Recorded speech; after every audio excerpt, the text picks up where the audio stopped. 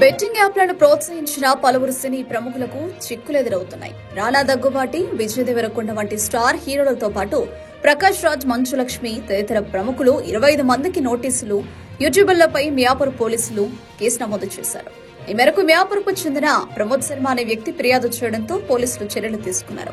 Betting యాప్ల ద్వారా ప్రజలను తప్పుదోవ పట్టించి మోసాలకు పాల్పడుతున్నారనే ఆరోపణల నేపథ్యంలో ఈ కేసులు నమోదయ్యాయి.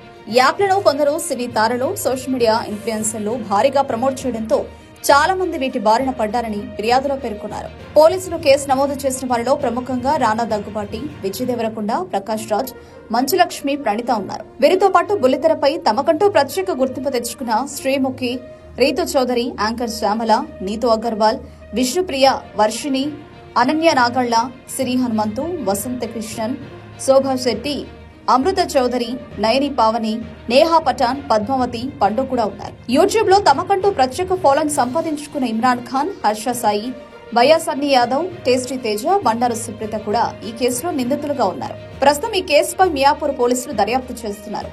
ఈ ప్రముఖుల ప్రమేయం ఎంతవరకు ఉంది, వారు ఎంత మొత్తం తీసుకుని యాప్లను ప్రమోట్ చేశారో అనే విషయాలపై పోలీసులు ఆరా తీస్తున్నారు. ఈ ఘటన సినీ పరిశ్రమలోనూ సోషల్ మీడియాలోనూ తీవ్ర చర్చనీయాంశంగా మారింది. చట్ట విరుద్ధమైన బెట్టింగ్ యాప్లను ప్రోత్సహించడం ఎంతవరకు సమంజసమనే ప్రశ్నలు తలెత్తుతున్నాయి. ఈ కేసు విచారణలో మరిన్ని విషయాలు వెలుగులోకి వచ్చే అవకాశం ఉంది.